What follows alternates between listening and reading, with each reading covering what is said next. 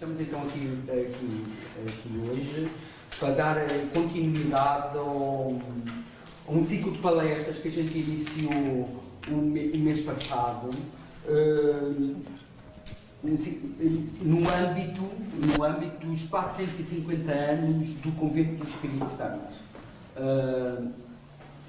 Está aqui muita gente que participou no encontro que tivemos a 10 e 11 de maio, e estão mais enquadrados. Durante este ano, nós comemoramos aqui no Museu Municipal de Loures, na autarquia, comemoramos os 450 anos deste convento, que este convento começou a ser construído.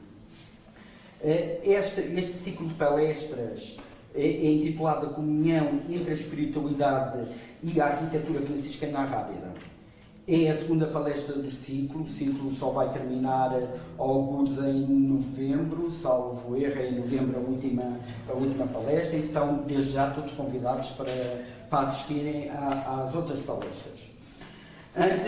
Antes de passar a palavra à nossa convidada, à qual desde já agradeço a presença e a disponibilidade manifestada para esta palestra, Ana Assis Pacheco, que nos vai falar sobre o claustro como eremitério, a lição de Tubi. Já agradeci, portanto vou só fazer aqui um pequeno enquadramento em termos biográficos de Ana Assis Pacheco, arquiteta portuguesa nascida em Lisboa, é doutora em Teoria e História da Arquitetura pela Universidade de Coimbra, com tese sobre conventos franciscanos e clarissas, intitulada Construção de um Mundo Interior, a Arquitetura Franciscana em Portugal, Índia e Brasil, séculos XVI e XVII. Investigadora do Centro de Estudos de História Religiosa da Universidade Católica Portuguesa, participa em atividades académicas relacionadas com a arquitetura monástica e conventual, destacando a elaboração do artigo Humilde e Abreviada Arquitetura, os arrábidos e a materialização da estrita observância, 1542-1698, publicado na revista Lusitana Sacra, número 44 de 2021. Empenhada em passar o conhecimento adquirido, tem vindo a lecionar desde 1996, se não estou enganado, no ensino superior em áreas de História da Arquitetura, da Arte e da Museologia, com passagens pela Escola Superior de Educação Almeida Garré, Escola Superior de Tecnologias e Artes de Lisboa, Faculdade de Arquitetura da Universidade de Lisboa e Universidade de Lisboa. Escreve mensalmente artigos de divulgação e defesa de património construído no jornal regional O Conselho de Estarreja, portanto, distrito de Aveiro. Sim. Desde 2019 participa numa exposição coletiva de arte, criada pela professora e artista plástica Ana Cravo, com lugar num antigo claustro de clarissas. Em 2021 teve o gosto de ver inaugurado o Centro de Experiência Viva, Museu de Tiflologia, peço desculpa, custa-me aqui um bocadinho a dar esta volta, sediado em Castelo de Vigo, de cuja equipa de trabalho fundacional fez parte. O novo equipamento cultural foi uma iniciativa da Fundação Nossa Senhora da Esperança e resulta da recuperação de património edificado situado na tangência da linha da muralha seiscentista. Além de manter atividade na recuperação de edificados de valor histórico ou de memória, tem vindo a publicar os seus estudos de História Crítica da Arquitetura, de que destacam os livros Cine Próprio, Caminho de Pé Posto e Papéis Arrumados. Exatamente. Passo agora a palavra. Okay. Muito obrigada, Pedro. Pronto, acho que não é preciso dizer mais nada. Não se pergunta a idade às senhoras, mas eu digo, nasci em 1965. É um pormenor, mas pronto. É para explicar o cabelo branco. A minha palestra vai ter essencialmente duas partes. A primeira sobre ermitérios e a segunda sobre claustros. E, portanto, vamos começar pelos ermitérios. Só para tirar aqui. Sim. Portanto, o título da palestra, claustro como ermitério. Eu vou começar sentada, depois levanto. Claustro como eremitério. A lição de Duby relaciona-se com a elaboração da minha tese de doutoramento e eu faço referência ao Jorge Duby porque escolhi conceitos que ele criou sobre o claustro. Mas já lá vamos a essa questão. Portanto, os franciscanos arrábidos, esse é um bocado de parênteses, porque eu penso que uma grande parte das pessoas que aqui estão estiveram, de facto, nas sessões anteriores. Os franciscanos arrábidos são um ramo do século XVI, são franciscanos que não são propriamente, é uma província, portanto, é um grupo de franciscanos que surge no século XVI em Portugal e é um grupo de franciscanos que é criado pelo São Pedro de Alcântara, que é um franciscano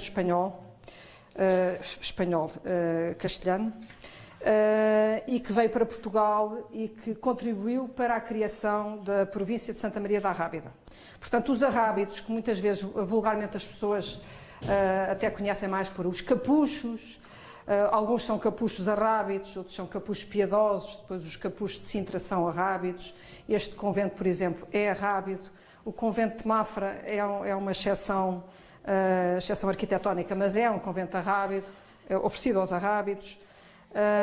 O convento do Barreiro da Verdarena é um convento arrábido. Portanto, há um conjunto de conventos que foram construídos a partir de 1542 e que quem contribui, de facto, com grande ênfase e empenho é o São Pedro de Alcântara. Esse grupo de franciscanos, porque depois eles dividiam-se, eles estavam um bocado divididos ou geograficamente dentro do Portugal continental ou com umas extensões para as ilhas, ou também na antiga Índia portuguesa, ou no Brasil, ou ainda noutros países onde Portugal estava presente, de certa maneira, para não chamar império. Mas então os franciscanos começaram com o São Francisco de Assis, portanto, o início do grupo, da ordem religiosa dos frades menores, começou com o São Francisco de Assis, cujo primeiro texto, eu trouxe o livrinho que reúne os textos de São Francisco de Assis e de Santa Clara de Assis. Como vêem, Diodato, não estás a ver, mas é um livro muito pequenino.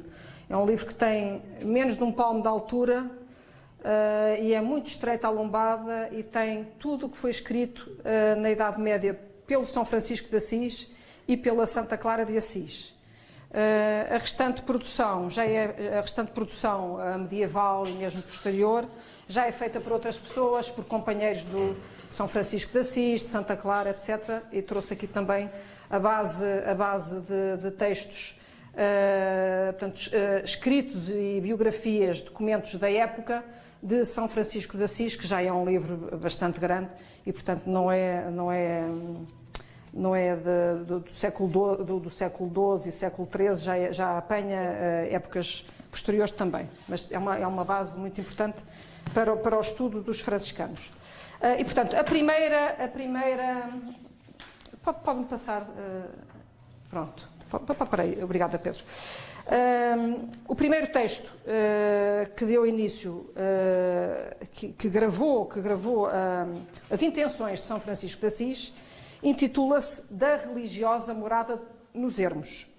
Data de 1217, está aqui assim neste livrinho, claro, e eu vou ler muito rapidamente. Ele não é muito grande e, portanto, tem 2 meias páginas neste livro. E, portanto, é anterior à regra dos franciscanos. É do século XIII, é anterior à regra dos franciscanos, escritas pelo São Francisco de Assis. Este texto também é escrito por ele e isto é que marca um bocado as intenções do caminho de interioridade de São Francisco de Assis. Portanto, o que é que ele diz nesse texto, escrito por volta de 1217? Os irmãos que quiserem religiosamente viver nos ermitérios não sejam nem menos de 3, nem mais de 4. 2 deles façam o ofício de mães e tratem o outro, ou os outros 2, como se foram seus filhos. Os primeiros levem a vida de Marta e os outros dois a vida de Maria.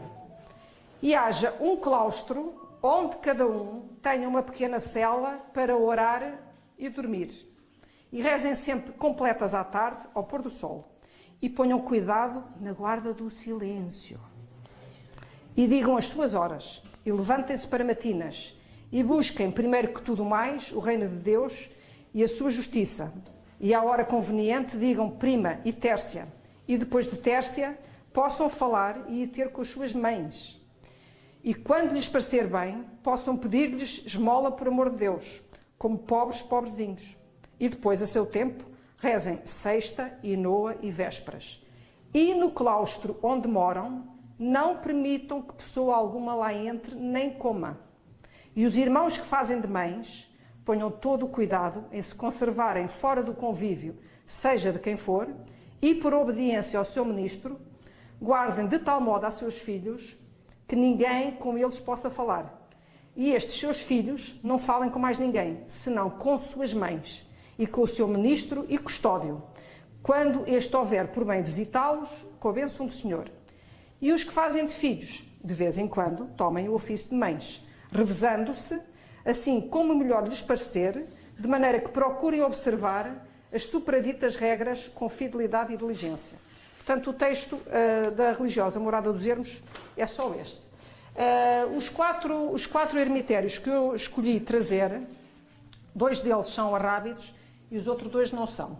Portanto, o primeiro é o convento da Ínsua, que foi fundado em 1392. O segundo é o convento da Arrábida, que foi fundado em 1542 e que, portanto, marca a data da fundação da província, precisamente, que toma o nome fundador, província de Santa Maria da Arrábida. E quem quiser estudar mais o assunto, tem aquelas crónicas gigantescas, que agora está tudo online, mas são assim uns textos muito interessantes. Da Serra de Sintra, que é mais conhecido por os Capuchos, aquele mais pequenino talvez do mundo, foi fundado em 1560, e o da Serra do Bussaco em 1628, que não é de franciscanos, é de carmelitas. Portanto, estes são os 4 ermitérios que existem em Portugal, com características evidentes de ermitérios. Depois, há conventos, claro, que foram construídos em lugares ermos e que se pode encontrar uma equiparação de os designar como ermitério. Pedro, importa-se? Isto é um extrato de uma cartografia antiga, onde se pode ver o Rio Minho. Esta faixa aqui em cima é o Rio Minho, e aqui mais ou menos no meio, claro que isto não está com o rigor mesmo geográfico e georreferenciado, mas é mais ou menos isto. Há uma pequena ilha onde foi construído em 1392 o tal convento franciscano da Ínsua. E que mais tarde foi feito, na época das guerras da restauração da independência, à volta desse convento, foi construído um pequeno forte, abaluartado. Este convento, portanto, os exemplos que eu vou dar, de facto, os únicos propriamente arrábidos, são o convento da Arrábida e o de Sintra. Os restantes são todos franciscanos e de clarissas, com aquela tal exceção do Bussaco, porque o tema que eu escolhi apresentar, o claustro, é um tema que abrange outros ramos dos franciscanos e não se centra só neste dos arrábidos propriamente dito. Mais à frente eu depois destaco detalhes da arquitetura arrábida. Pedro, se não se importa, pode passar. Pronto, esta fotografia foi tirada de barco, eu ia dizer a caminhar, a navegar para a ilha da Ínsua, já há uns anos, e o que se pode ver no perfil lá ao fundo é a fortaleza, o tal pequeno forte abaluartado, e vê-se ali assim, não sei se conseguem ver, mas há assim há pequenas coisas que saem no perfil do forte, que é a torre cineira. Não, é só isso, pois isto aqui já é um farolzinho, é a torre cineira, aparece só assim um triângulozinho, que é a torre cineira do antigo convento da Ínsua. Portanto, com um acesso difícil, um lugar que era uma rocha. Portanto, os franciscanos, quando fizeram este ermitério, E quando fundaram em 1392, esse ano coincide com o chamado ano do início da observância franciscana, observância no sentido de observar, cumprir a regra. Portanto, o São Francisco de Assis e a Santa Clara já tinham morrido mais ou menos já 170 anos, mais ou menos. E, portanto, a regra que ele tinha escrito e estes tais textos que o São Francisco de Assis escreveu, aos quais seguiam os franciscanos, a Ordem dos Frades Menores, alguns deles já não estavam a cumprir bem. Portanto, foi preciso voltar outra vez às origens, foi preciso observar, foi preciso cumprir outra vez, voltar aos textos iniciais e ver o que é que São Francisco de Assis tinha dito, o que é que ele considerava ser, o que é que marcava a Ordem dos Frades Menores e, portanto, o da Ínsua, que ainda existe e que, infelizmente, penso que vai ser transformado ou num hotel ou uma coisa assim. É sempre, estamos mais ou menos à venda, estamos a vender-nos a nós próprios. Já não é a invasão francesa, somos nós que nos estamos a estragar. E, portanto, o convento ainda existe, está lá, é uma peça arquitetónica de grande importância e de grande raridade, talvez um dos... Pronto, como eu pus naquela pequena lista do início, é um dos 4 ermitérios mesmo, de difícil acesso, isolado, separado de qualquer localidade. Pronto, portanto, é de facto muito importante. Pedro, importa-se? Pronto, aqui temos uma imagem do outro ermitério, que é o da Rábida, que é o convento de Santa Maria da Rábida, que foi construído, como sabem, na Serra da Rábida. Inicialmente, quando o São Pedro de Alcântara e outros franciscanos foram para a Serra da Rábida viver isolados no meio da serra, aproveitaram assim mais ou menos assim umas grutas, umas pedras e tal, e estavam assim mais ou menos assim resguardados das intempéries aí. Depois o São Pedro de Alcântara não ficou sempre ali, portanto, como ele era espanhol, ia à Espanha de vez em quando, e além disso ele estava de facto muito compenetrado em fundar essa tal província observante, da estrita observância, não é? Portanto, há a observância e ainda há os mais rigorosos na observância. E os arrábidos são uns deles, é um desse grupo. Os piedosos também, que é a província da Piedade, também é franciscana, também são muito observantes. Pronto, e o São Pedro de Alcântara é um desses. É santo, ainda por cima, depois foi canonizado mais tarde. Mais uns pormenores que eu posso só assim rapidamente dizer: o São Pedro de Alcântara foi um dos orientadores espirituais de uma carmelita, da Santa Teresa de Jesus, e portanto tem uma dupla importância em 2 ordens religiosas, os franciscanos e as carmelitas. Pronto, o que é que nós observamos aqui no convento da Rábida? Se calhar a maior parte das pessoas já lá foram. A primeira vez que eu lá fui tinha talvez 5 anos, a minha mãe é que nos levava a fazer uns passeios culturais misturados com passeios na natureza. Geralmente íamos a uma praia, quando era no verão, íamos a uma praia, depois íamos ver algum património, neste caso íamos lá abaixo ao Portinho da Rábida, depois íamos visitar qualquer coisa. O convento, tenho a impressão que ainda estava abandonado no meu tempo, ou semi-abandonado, com um guarda a tomar conta, mas aquilo assim bastante abandonado. Portanto, eu já conheço este convento quase desde que nasci. E, portanto, a arquitetura, a forma de vida e a arquitetura do convento da Rábida é também um caso excepcional, porque não tem, apesar de ter sido fundada e construída a partir do século XVI, não segue aquelas regras arquitetónicas da régua e esquadro que nós, arquitetos, gostamos muito, não é? Uma régua, um esquadro e tal, tudo à esquadria, não é bem assim. Claro que as paredes fazem os tais 90 graus, mas adaptam-se bastante aos vários níveis e à fisionomia daquela colina da Serra da Rábida, e, portanto, o grande corpo do convento vai-se partindo em várias parcelas e... tal como aquilo que caracteriza mais a arquitetura ermítica é precisamente essa disposição afastada, separada em vários lugares do terreno. Aqui vemos em baixo a zona central, assim, mais compactada, de certa maneira, que é uma concentração de edifícios dos quais faz parte a igreja da comunidade, e depois mais afastado vemos algumas ermidas e algumas celas e no caso da Arrábida, se forem lá ver com mais atenção, veem que algumas ermidas nas costas têm a cela, tem uma cela para um franciscano arrábido estar isolado lá, tem umas escadinhas que acabam na cela, na parte de trás tem a ermida, portanto, há essa tipologia arquitetónica que é uma exceção em Portugal. E aliás, é muito interessante. Vou fazer mais um parênteses, um pequeno desvio, quando há assim pessoas importantes temos que desviar. A Agostina Bessa Luís escreveu um livro que é As Terras do Risco, é sobre o convento da Arrábida essencialmente, ficciona ligeiramente, portanto faz uma história assim ligeiramente ficcionada, mas tudo com base em crónicas e leituras e visitas à Itália que a Agostina Bessa Luís fez. Portanto, esse livro eu recomendo para quem não o leu. Ela sugere uma análise interessante da arquitetura deste convento, nomeadamente a construção de algumas ermidas feitas, mandadas fazer por uma mulher. E, portanto, isso é interessante, é um parênteses, vocês, quem não leu, leia, eu não vou continuar mais por aí, hoje seria mesmo só os claustros. Pedro, pode, se não se importa.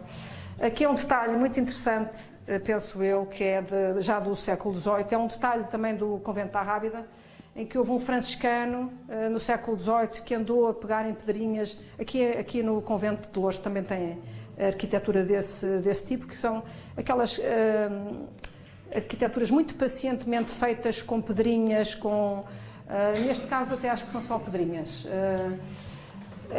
E no interior, por exemplo, isto é uma das ermidas do convento, e no interior desta ermida está tudo revestido a azulejo, tudo não, uma parte revestida a azulejo com a temática precisamente dos arrábidos, e decorada também com as tais pedrinhas, tudo assim feito à mão, e que faz lembrar o Jardim das Conchas, não sei se conhecem o Jardim das Conchas, no Alentejo, que é das primeiras arquiteturas deste género em Portugal, com este tipo de revestimento e com este tipo de decoração.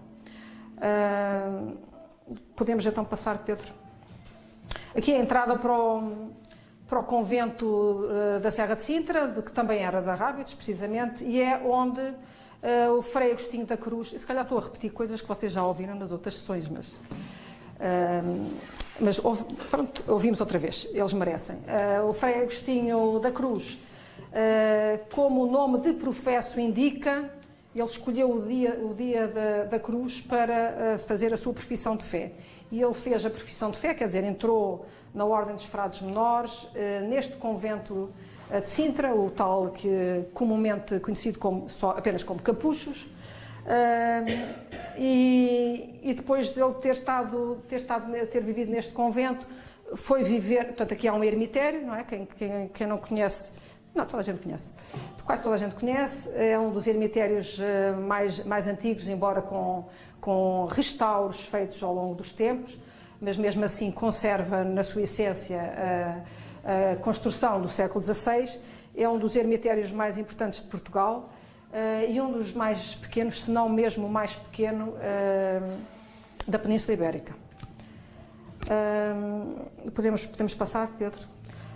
Isto é um detalhe de um fresco em que vemos Santo António. Santo António, como sabem, é um santo português, nascido em Lisboa, canonizado em Itália e que era franciscano. Portanto, é contemporâneo do São Francisco de Assis, é contemporâneo da Santa Clara de Assis, correspondeu-se com o São Francisco de Assis muito brevemente, uma espécie mais ou menos de um SMS, assim, 2 linhas ou 3, e ele também, o São Francisco de Assis, não gostava muito de escrever, não que não soubesse, porque nota-se que qualquer pequeno texto de São Francisco, nota-se que era uma pessoa bastante culta e que dominava a palavra, mas não queria diferenças sociais entre ele e o resto da comunidade.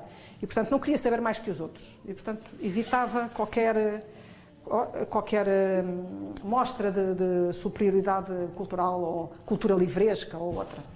Mas, portanto, são contemporâneos e isto é uma das pinturas, eu não sei se já foi restaurada ou não, restaurar sem pintar por cima, não é? Mas recuperada, consolidada a ruína da pintura.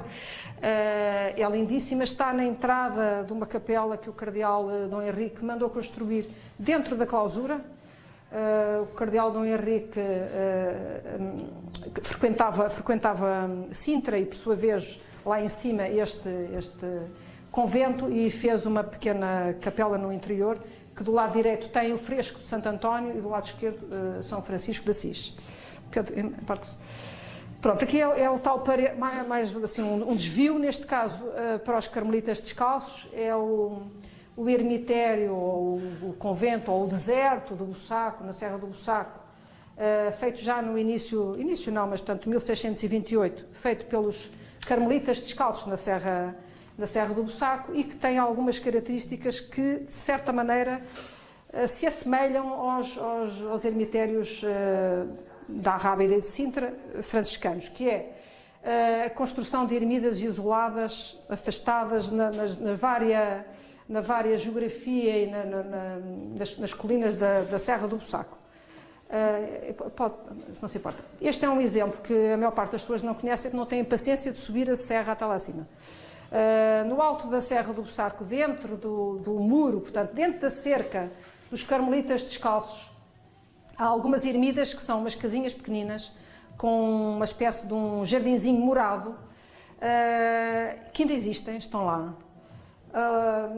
Eu entrei nas que tinham a porta aberta, e numa delas está lá a dizer que foi recuperada em 1800 e já não sei o quê, eu não trouxe esse registro, portanto no século XIX tinha sido recuperada, mas quando eu lá fui visitar, já não sei em que ano é que eu fui, já foi depois de me doutorar, talvez há 5 anos ou assim, o convento não tinha ainda sido classificado como património, foi entretanto, acho que é data, salvo erro, de 2018, a classificação, e a partir daí é que vão ter uma atenção que não tiveram até agora em relação a este tipo de vestígios arquitetónicos, que não é só um vestígio, não é assim, onde é que está o senhor arqueólogo?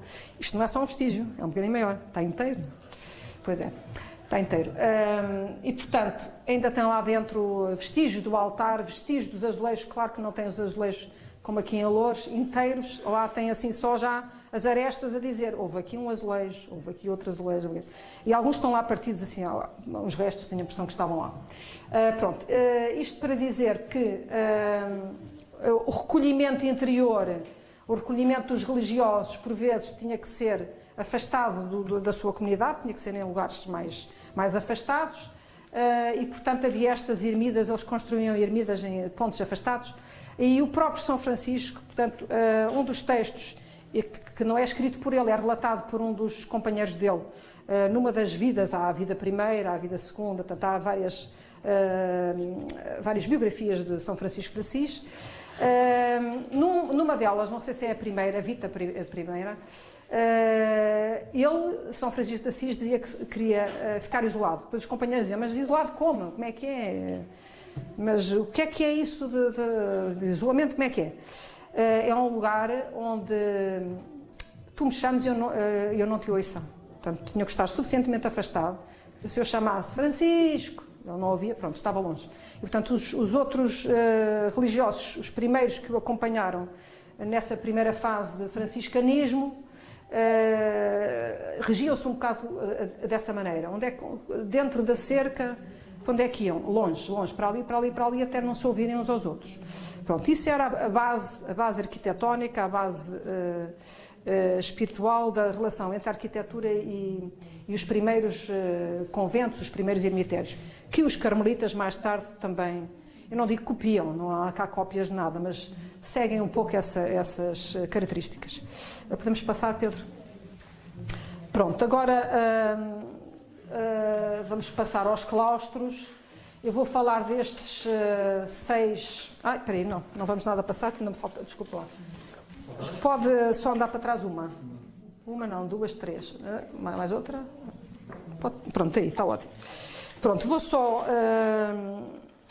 estivemos a falar da Santa Clara de Assis, eu também acho que é importante dar-lhe um bocadinho a palavra, e há algumas cartas da Santa Clara que estão neste tal mini livrinho, que é dirigida a Inês de Praga e que foi escrita em 1238. Vou só ler porque ela merece roubar-me o meu tempo.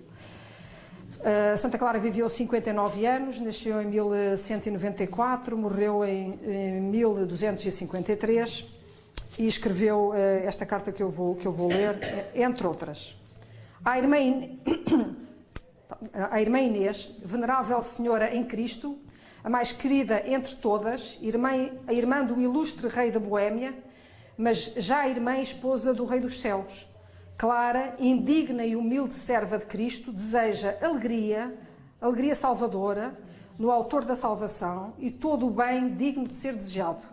Sinto imensa alegria pela tua saúde, pela felicidade que sentes e pelos progressos que vens conseguindo no caminho que te há de levar à conquista do prémio celeste, e esta alegria é tanto maior quanto julgo e creio teres sabido completar admiravelmente as insuficiências que eu e as minhas irmãs manifestamos na imitação do pobre e humilde Jesus Cristo. Na verdade, posso alegrar-me e ninguém pode usurpar-me esse direito, porque já obtive o que mais ambicionei debaixo do céu. Não é verdade que, assistida pela sabedoria divina, triunfaste de maneira surpreendente sobre a astúcia do inimigo, sobre o orgulho e a vaidade, causa da loucura e perdição do coração? Não é verdade que preferiste o tesouro incomparável escondido no campo deste mundo e no coração dos homens, mediante o qual se compra nada menos que aquele que tudo criou do nada, e que o abraçaste com a humildade, a força da fé e os braços da pobreza? Plagiando as palavras do apóstolo, considero-te colaboradora do próprio Deus e um suporte dos membros mais débeis do seu corpo místico. Quem poderá, pois, impedir a minha alegria perante tão grandes maravilhas? Alegra-te tu também em Cristo, caríssima, e não te envolva qualquer névoa de amargura. Dileta, Senhor, em Cristo, alegria dos anjos e coroa das irmãs. Fixa o teu olhar no espelho da eternidade. Deixa a tua alma banhar-se no esplendor da glória e une o teu coração àquele que é encarnação da essência divina, para que, contemplando, te transformes inteiramente na imagem da sua divindade. Assim, também tu poderás experimentar o que só os amigos podem sentir quando saboreiam a doçura escondida que Deus reserva desde toda a eternidade àqueles que o amam. Despreza tudo o que neste mundo de enganos e perturbações cega o coração dos homens e ama de todo o coração aquele que se entregou por teu amor e cuja beleza o sol e a lua contemplam. A grandeza e a abundância das suas recompensas não têm limites. Ama, repito, aquele Filho de Deus Altíssimo, nascido da Virgem, que o concebeu sem deixar de ser virgem. Vive unida à Mãe Dulcíssima que deu à luz o Filho que nem os céus puderam conter. E, todavia, ela o levou no pequeno claustro do seu ventre sagrado e o formou no seio de donzela. Bom, não vou ler o resto da carta, vou só aqui fechar. A janela está fechada, lá ao fundo está. Pronto, estamos com música, tudo bem. Pronto, o que eu queria chegar aqui neste ponto da carta, porque a carta ainda continua e não sei se temos tempo para ir mais longe, acho que não. De facto, o que eu queria sublinhar aqui é esta linha da carta: e todavia ela o levou no pequeno claustro do seu ventre sagrado. Eu penso que isto é muito interessante em termos poéticos, em termos femininos, em termos arquitetónicos, estabelecer esta comparação entre o claustro e o ventre sagrado. E, portanto, isto é um texto, é uma carta de Santa Clara, datada de 1238. O Frei Agostinho da Cruz, que viveu no convento de Arrábido da Serra de Sintra, foi um dos poetas mais importantes do século XVI, XVII. Portanto, ele viveu... ele nasceu em 1540 e morreu em 1619. Parte da sua poesia foi logo não, século XVIII, foi publicada numa das crónicas franciscanas, pelo cronista, salvo erro, Frei António da Piedade, no Espelho de Penitentes. Há alguns excertos, ou algumas alguns poemas do Frei Agostinho da Cruz. E o Frei Agostinho da Cruz, portanto, começou a sua vida de religioso na Serra de Sintra e terminou na Serra da Arrábida. Quando já tinha uma certa idade, foi viver para a Serra da Rábida. Portanto, ele morreu, ele até viveu bastante para aquele período, morreu em 1619 com 79 anos, é muito para aquele tempo.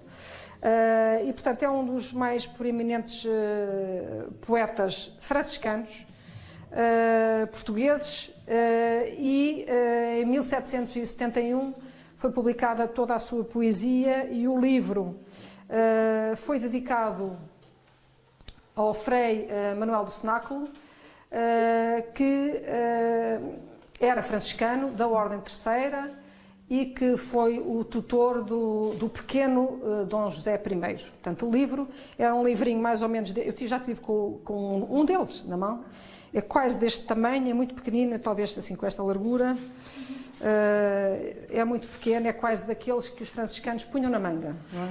Aquela expressão de levar na manga, levava-se de facto alguns livros pequenos na manga. E o dele, embora tenha sido publicado postumamente, não é? Já século XVIII, tem muitos poemas do Frei Agostinho da Cruz e muitos deles, e o ponto importante quanto a mim é esse, muitos deles falam do gosto que o Frei Agostinho da Cruz tinha em viver isolado, portanto, afastado da sua comunidade, afastado do convento, metido lá no meio da Serra da Rábida ou metido lá no meio da Serra de Sintra, porque ele depois, entre um ermitério e outro, viveu na cidade, não é? Viveu nos vários conventos franciscanos arrábidos mais urbanos, e portanto não esteve sempre a viver em ermitérios, mas tem uma produção poética bastante extensa e interessante. Os claustros que eu vou referir são os claustros do convento de Bom Jesus de Valverde, fundado em 1544 pelos franciscanos da estrita observância, também como os arrábidos, mas da província da Piedade. Vou falar também sobre uma reitoria, portanto, um pequeno convento de Salvador do Mundo, em Goa. Vou referir também o convento arrábido de Évora de Alcobaça, fundado em 1569 pelo cardeal Dom Henrique, o convento de Santo António do Redondo, fundado em 1605. Vou voltar a falar do convento da Ínsua e do mosteiro de Nossa Senhora da Conceição da Lapa, na Bahia, fundado em 1734 para as Clarissas. Pedro, pode... Pronto, agora vamos então entender o que é que está aqui a fazer o senhor Jorge Duby. O Jorge Duby, como sabem, era um historiador medievalista, cuja tese de doutoramento não é sobre franciscanos, e portanto podem pensar, mas o que é que ele está aqui a fazer? É um convidado assim um bocado à força. Não é à força, porque ele é das pessoas que mais se interessou pelo entendimento de um claustro não apenas nas suas características arquitetónicas, mas com a vivência desse espaço. Portanto, para quais eram as funções para a qual servia um claustro e o que é que nós conseguíamos, nós não, os religiosos que lá viviam e as religiosas conseguiam sentir num lugar daqueles. E, portanto, ele está aqui convidado por causa deste livro, que é um livro Saint Bernard et l'Art Cistercien, que foi traduzido para português mais tarde, mais ou menos 20 anos depois. Temos a versão portuguesa, que é esta, Jorge Duby, São Bernardo e Arte Cisterciense. Este, por acaso, eu trouxe da BLX de Lisboa, é emprestado, eu sou leitora, além da minha grande biblioteca, mais ou menos grande. Há alguns livros eu não tenho, porque depois tenho em francês, não tenho em português, ou tenho em português e não tenho noutra língua, e portanto tenho aqui os dois. E o Duby, ele diz, há uma série além da produção de livros, eu vou só dar aqui alguns exemplos, pode ser que alguém não saiba, mas há muitos mais. Vou só referir aqui 6 obras que ele escreveu. Uma delas, O Tempo das Catedrais, A Arte e Sociedade da Idade Média e a Idade dos Homens, Guerreiros e Camponeses, os Primórdios do Crescimento Económico Europeu, século VII ao século XII, São Bernardo e Arte Cisterciense é o tal que eu trouxe.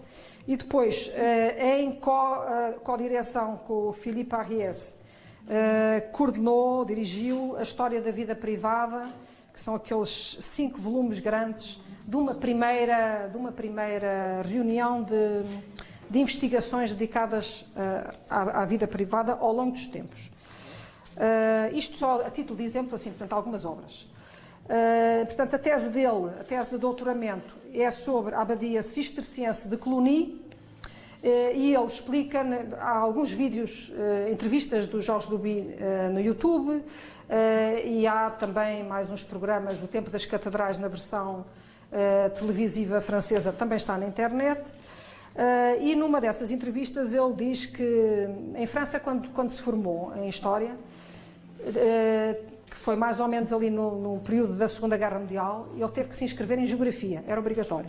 Agora, não sei em termos de quantidade de horas ou o que é que isso significa, mas, portanto, os historiadores franceses naquele tempo tinham que estudar Geografia, fazia parte. Ele depois diz que depois abandonei a Geografia e tal, e interessei-me mais pela Antropologia, pronto, e portanto ele de facto, nós conhecendo a abordagem que ele faz da história, é um homem que não está, que não tem só uma ciência humana, tem uma ciência humana um bocadinho mais vasta, interessa-se sobre o homem e o uso do espaço e as relações entre os homens e a palavra, os documentos escritos e, tanto, além da arquitetura, juntar sempre as duas coisas. Portanto, eu sou arquiteta, podia só falar de paredes, mas não, falo também de poesia, falo também de texto, também. Tento sempre fazer a reunião dessas várias ciências, uma mais material e outra mais imaterial. E eu, de certa maneira, eu acho que o Duby foi meu professor, entre aspas, eu não o conheci.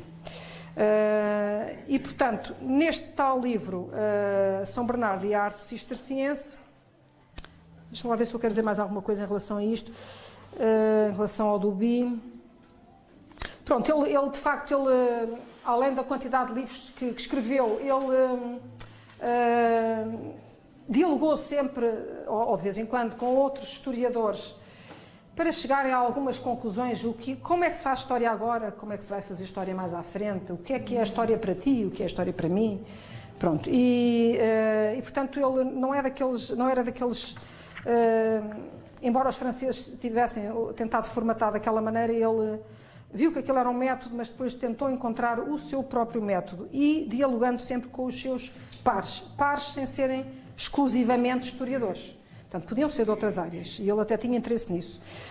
A título pronto, ele formou-se na Universidade de Lyon, depois foi professor no Collège de France, e depois acabou por ir viver para Aix-en-Provence, onde ia a Paris e voltava com frequência, e acabou por morrer lá em Aix-en-Provence, mas uns anos antes de morrer, no contexto desta publicação e de outras...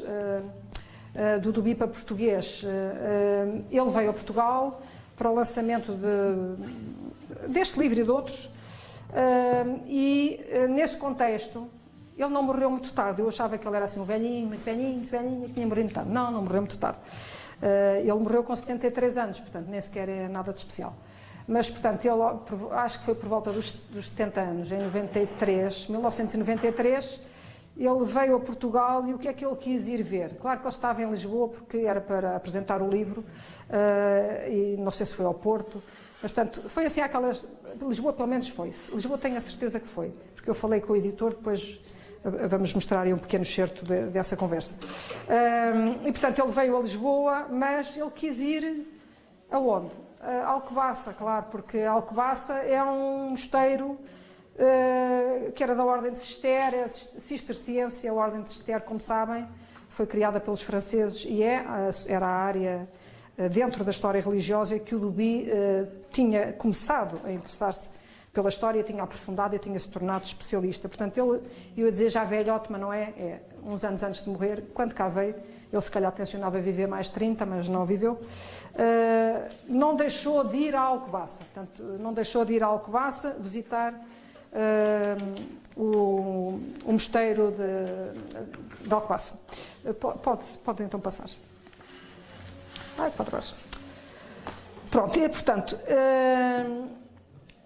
eu retirei, quando estava a fazer a minha tese de doutoramento, retirei deste livro de São Bernardo e a Ordem e a Arte Cisterciense, os tais, algumas definições de claustro, que para mim são das mais interessantes, e não é só o bonito da palavra, é a sugestão que ele dá de uma abordagem, o que é um claustro. Porque eu na minha tese destaquei, eu podia escolher muita coisa, podia escolher os conventos franciscanos todos inteiros, só as igrejas, só as celas, só os dormitórios, só os claustros, e eu escolhi, não vou agora também desenvolver muito nem pouco isso, mas o meu tema é a construção do mundo interior e escolhi analisar os ermitérios, os claustros e as celas. Portanto, foram os três, um tipo de convento e dois tipos de espaços arquitetónicos. E, portanto, o claustro para mim era o do meio e era de facto importante, e ainda é. E uma das razões não é só o interesse que eu tenho pelo claustro e pelo vazio que eles transmitem, ou pelo o abandono que muitos transmitem, é também porque durante muito tempo em Portugal, quando era um património religioso, classificavam só os templos, só as igrejas. E todo o resto do convento ou do mosteiro ficava de fora como se houvesse uma fronteira e, portanto, não era classificado. E, portanto, os claustros, alguns foram vendidos para fora, outros para dentro. Daí os claustros de Nova Iorque, daí o convento de São Francisco de Évora ter tido 140 ou mais colunas e ter um claustro muito grande, e temos lá só assim um bocadinho só com talvez 7 colunas, não é? Quando estamos a entrar ao lado da igreja de São Francisco em Évora, vamos por um caminhozinho assim e tal, se queremos visitar a Capela dos Ossos, e aquilo é o que sobra do claustro, foi tudo vendido no século XIX. Pronto, quer dizer, não foram só os franceses que levaram para casa coisas, nós vendemos para fora coisas, vendemos para dentro. Algumas casas de muita gente, não sei se aqui presentes ou não, têm o que falta nos claustros, o que falta nessa tal fronteira, portanto, fora da igreja. Na igreja foram os franceses, fora da igreja fomos nós. Pronto, e portanto eu, como assim uma espécie de uma defensora do património até morrer, vou defender sempre aquela arquitetura que não se defende e que mais dificuldade tem em defender-se, entre ela os claustros. E portanto isto é um dos pontos que o Duby diz no seu livro. No centro da clausura, o claustro é assim a figura de um paraíso reedificado, um ambiente em que a domesticação do caos florestal chega ao seu termo, onde todo o cósmico se torna coleção ordenada, acorde musical, e que o claustro conduz toda a agitação do mundo para a regularidade do espírito. Pronto, isto é um caminho, é uma indicação, uma sugestão que o Duby dá de nós olharmos para o claustro. Para nós, hoje em dia, se calhar é mais fácil, chegamos ali ao claustro, não está lá ninguém, está silêncio.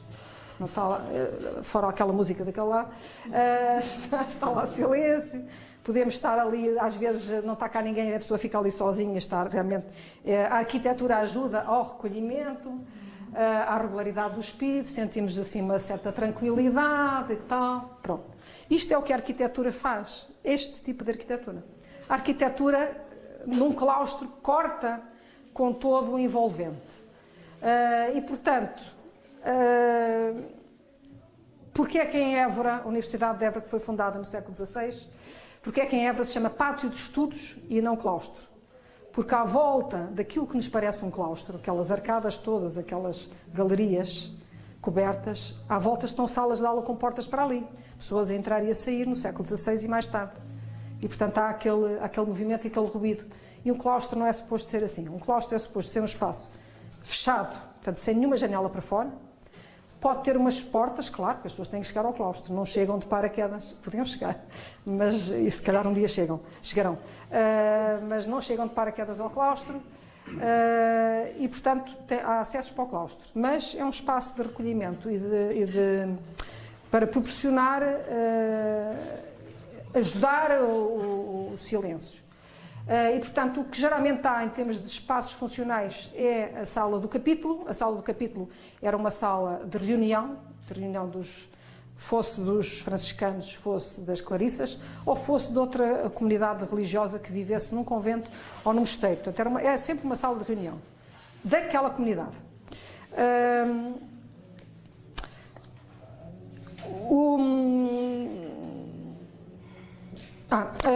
Como estamos a falar dos arrábidos, se calhar pode passar, Pedro, se não se importa. Pronto. Eu já vou explicar o que é que está aqui, mas os arrábidos, no fim do século XVII, escreveram finalmente os seus estatutos, foram publicados. E dentro desse, um dos capítulos desses estatutos, em que se dizia como é que era ser franciscano arrábido, já um bocadinho tarde, não é? Porque já foi um bocado desencontrado dos primeiros arrábidos. No entanto, o que se diz e o que se julga que tenha sido assim é que logo no século XVI foram escritos estatutos e foram considerados oficiais. E, portanto, estes do século XVII já são a última versão e a única em que eles foram publicados. E um dos pontos é precisamente o silêncio. Os estatutos da província da Arrábida estão online, podem consultá-los. Tem assim esta aparência, estatutos da província de Santa Maria da Arrábida, da mais perfeita observância de nosso seráfico Padre São Francisco, feitos em virtude de um breve do Sr. Papa Inocêncio XII, concedido à mesma província, sendo ministro provincial o irmão Frei António da Apresentação, pregador e examinador das 3 ordens militares, aceitos e aprovados pelo capítulo provincial, que se celebrou em o convento de São José de Ribamar, no dia 6 de julho de 1697, em que foi eleito ministro provincial. Isto são aqueles títulos do século XVII, muito compridos, não é? O irmão Frei Sebastião de Santo António Pregador. E foram publicados em Lisboa no ano de 1698. Resultam de uma das tais reuniões de capítulo, neste caso da província inteira dos Arrábidos, num convento em Algés, que já praticamente não existe. Há lá um restinho do claustro no interior de uma espécie de um condomínio. Houve uma senhora que fez uma tese, salvo erro de mestrado, sobre azulejos, e que arruma estes azulejos, assim, faz referência a estes, mas não esteve cá muito tempo aqui em Loures. Mas, de qualquer das maneiras, tem algumas fotografias dos conventos que ela estudou, os arrábidos, só na azulejaria. Tem uma fotografia desse claustro, assim uma coisinha muito pequena, no tempo em que ela fez aquela tese, não sei como é que lá está agora. Eu tentei, durante o estudo todo que fiz, lá entrar. Não se consegue, é privado, não sei o quê e tal. Pronto. Aqui. Portanto, esta imagem é para ilustrar uma das definições de claustro, aquela primeira definição que eu apresentei há pouco, do Duby, que no centro da clausura é o caos que chega ao seu termo. Portanto, uma coleção ordenada, uma regularidade de espírito, uma tranquilidade. Portanto, no fundo, para o ponto 1, esse tal pequeno conceito do Duby, eu acho que se pode resumir a uma palavra: a paz. A paz. E será que um claustro ou um convento proporciona a paz, sim ou não? É uma questão que ele coloca e que depois nós vamos ver, em relação aos arrábidos, como é que isso se podia completar de outras maneiras. Portanto, a arquitetura dos conventos e dos mosteiros tem sempre no seu centro o claustro, esse tal espaço arquitetónico que ajuda ao recolhimento religioso. No entanto, os arrábidos tinham nos seus estatutos regras de conduta dentro dos seus conventos. E, portanto, essa procura do século XVI de regressar às origens, essa observância franciscana, essa estrita observância, essa tentativa de cumprir completamente o que São Francisco de Assis tinha determinado, vai ser apoiada por uma regra de conduta na qual faz parte a prática do silêncio. Portanto, o silêncio fazia parte da regra de conduta, e o silêncio é o capítulo 17º dos Estatutos que há pouco vos apresentei, e, portanto, é escrito assim, não sei se dá tempo para ler tudo, mas não, dá, é pequeno. Do silêncio. Guardarão os religiosos o sagrado silêncio em os lugares e tempo, pela ordem de deputados, pelo que mandamos que não somente se guarde o silêncio da obrigação, mas também o da boa e religiosa criação, costumando-se os religiosos a falar baixo em todo lugar e tempo, como pela ordem é determinado. Haverá perpétuo silêncio no coro, igreja, sacristia, dormitório, refeitório e claustro, e juntamente na casa interior do convento. Guardar-se-á inviolavelmente silêncio da Páscoa da Ressurreição até à exaltação da cruz, nos dias que forem de jejum, depois de feito sinal, até às 2 horas, em que se levanta o silêncio, e nos que não forem de jejum, até se rezar Noa, e de noite será depois de feito sinal com água benta, até se tanger à prima do dia seguinte. E mandamos aos prelados que um e outro silêncio, assim meridiano como noturno, visitem a clausura de seus conventos para saberem se o silêncio se guarda. E achando que algum religioso o quebranta, o castiguem com todo o rigor.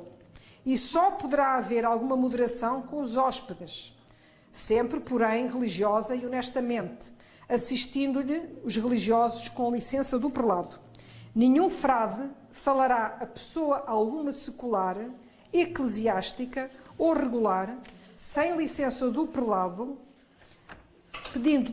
pedida primeiro e alcançada, sob pena de uma disciplina.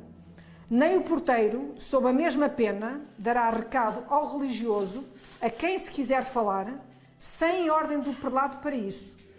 E para que o tumulto não impida era um termo que se usava no século XVII, impeça, aos religiosos os seus exercícios e trato com Deus de suas celas, pessoa alguma eclesiástica ou secular poderá ir a elas levado do prelado, ou súbdito, para efeito de conversar, ou hospedar, nem no dormitório ou celas dos religiosos se mostrarão, salvo a pessoas de autoridade e respeito, e com essas não haverá mais detença nos sobreditos lugares que a que baste, para se ver o limite em que estão compostas e ornadas, o que sempre se fará com silêncio religioso, sob pena de serem castigados os que o contrário fizerem.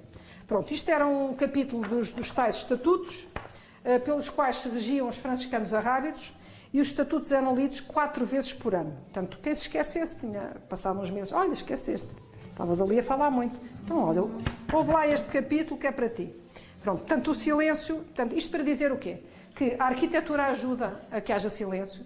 Nós chegamos ali ao claustro, embora agora o museu, embora este convento, antigo convento, arrábido, seja um museu, de facto, aquele espaço fechado ao contacto exterior e sem janelas para o exterior é um espaço, é uma arquitetura silenciosa. A arquitetura silenciosa, sim, mas no caso da vida religiosa havia também uma conduta que era determinada e lembrada 4 vezes por ano aos arrábidos. Neste caso que estamos a ver aqui nesta imagem, não é uma arquitetura arrábida, é uma arquitetura franciscana. Eu considero, tal como as próprias religiosas clarissas consideram, eu considero as clarissas franciscanas. Eu sublinho sempre esse aspecto. E, portanto, a minha tese, que é a arquitetura franciscana, tem exemplos de casos de conventos de clarissas. Este caso aqui é um convento em Salvador da Bahia e vemos que atualmente está numa rua muito movimentada, No entanto, no tempo em que foi fundado e começado a ser construído, em 1734, em Salvador da Bahia, na parte mais alta da cidade, e tem em primeiro plano esta espécie de torre que tem 1, 2, 3, 4, 5 andares. Esta espécie de torres eram as torres miradores que os conventos das religiosas podiam ter, não quer dizer que tivessem, e que acrescentavam a possibilidade de olhar para fora. No caso das religiosas, era a vida que elas faziam, a vida de clausura perpétua, portanto, uma vez entrando no convento já não saíam de lá, e, portanto, viviam lá até morrer. As torres miradores eram umas torres com janelas, mas que não eram propriamente abertas, portanto o vão da janela era tapado com um estriado ou de madeira ou de cerâmica, de maneira que elas pudessem olhar para fora, mas que não pudessem ser vistas do exterior. E o primeiro caso que existe documentado de uma torre miradora em Portugal é do convento, ou mosteiro, no caso das Clarissas, é mais correto dizer-se mosteiro, mosteiro de Santa Helena do Monte Calvário, na tangência da muralha da cidade de Évora. A torre que está lá construída, que existe, é a reutilização de uma torre medieval, da muralha da cidade, e que foi a infanta Dona Maria I que pediu ao seu sobrinho, o rei Dom Sebastião, que pedisse à Câmara de Évora que autorizasse a que o convento que estava a ser construído em 1570 em Évora pudesse abarcar essa torre e usá-la como mirador para recreio das religiosas. E, portanto, de certa maneira havia essa espécie de lugar extra à tal arquitetura do silêncio, que permitia que, além de uma conduta determinada nos estatutos, que as Clarissas também tinham, eu dei o exemplo dos arrábidos porque estou-me a centrar mais na documentação dos arrábidos, embora depois os casos vão variando em termos de exemplos arquitetónicos, mas elas também tinham estatutos próprios para fazerem uma vida de silêncio. No entanto, como elas entravam e nunca mais saíam do convento, era muito mais difícil. O que é que acontecia? Portanto, para além de terem esta possibilidade de uma torre miradouro, até eu diria que com uma origem árabe, de certa maneira, na arquitetura, e que também permite, pode ser uma torre de vento que ajuda o edifício a ventilar, permitia que elas pudessem desfrutar visualmente do exterior, ao qual não tinham acesso. Mas como é que elas tinham algum contacto também com o exterior? Através de escrita de cartas e de recepção de cartas, portanto, aquilo que na literatura se chama literatura epistolar, as cartas, era uma maneira com que as religiosas podiam sentir alguma paz. Portanto, não é só a arquitetura, não são só os miradouros, não é só o desafogo visual, é também a comunicação. E a comunicação era feita por meio de carta, e há um franciscano muito famoso, para além daquele que eu estava a referir, que é o Frei António das Chagas. O Frei António das Chagas é um franciscano, não é arrábido, é um franciscano. Não me lembro exatamente qual é a província a qual ele pertence, e que escreveu muitas cartas a muitas religiosas, era orientador espiritual, tal como anteriormente o São Pedro de Alcântara tinha sido orientador espiritual também em alguns conventos e de algumas religiosas, e as cartas dele estão publicadas, as cartas do Frei António das Chagas estão publicadas. Uma das publicações intitula-se Viva Jesus, Cartas Espirituais. Foram publicadas postumamente, salvo erro, 2 anos depois dele ter morrido. E eu vou só ler aqui uns certozinhos de cartas, em que ele recomenda. Portanto, ele além de escrever cartas, ele não escrevia só cartas, ele ia aos conventos,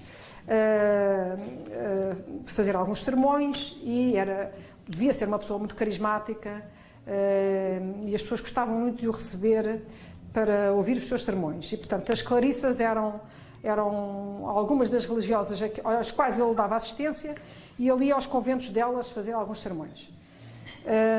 E, portanto, também estão publicados alguns sermões que António das Chagas escreveu. A Biblioteca Nacional tem esses exemplares, mas as cartas já foram publicadas várias vezes, até já no século XX voltaram a ser publicadas, com novas notas, com vários comentários. Uma das especialistas sobre o Frei António das Chagas é a professora Isabel Morujão, da Universidade do Porto. E eu vou só fazer aqui ler pequenos certos dessas cartas em que ele ajudava as madres superioras, em alguns casos, ou alguma religiosa em particular, a que elas sentissem maior recolhimento, vivendo em clausura, muitas vezes em grupos muito grandes, comunidades muito grandes de religiosas, muita gente no mesmo espaço, e aquilo devia ser complicado. Portanto, as cartas, nessa publicação que eu referi, Viva Jesus, Cartas Espirituais, foram publicadas 100 cartas, algumas com a localização e a data de onde ele escreveu. Ele era um franciscano missionário dentro do próprio país, portanto, em missão de uma para outra paróquia, de um para outro convento, e andando pelo país fora. E, portanto, as cartas são escritas de muitos sítios diferentes. Numa delas, que é a carta 47, foi escrita de Águas Belas, Ferreira do Zézer, e eu vou só ler uma linhazinha muito breve.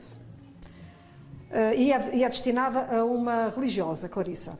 Seja amiga de todas, particular de nenhuma, que as particularidades geram desassossego e outras muitas paixões e males. Portanto, isto era também uma sugestão que ele dava numa dessas muitas cartas, de amiga sim, mas de todas, da comunidade toda, porque se vai ser mais amiga de uma, mais amiga de outra, vai criar ali conflitos. Portanto, ele fazia de facto orientação por carta. A Isabel Morujão classifica dessa maneira a literatura epistolar religiosa, que é orientação espiritual por carta. A carta 16 foi escrita do Varatojo, não se sabe a data.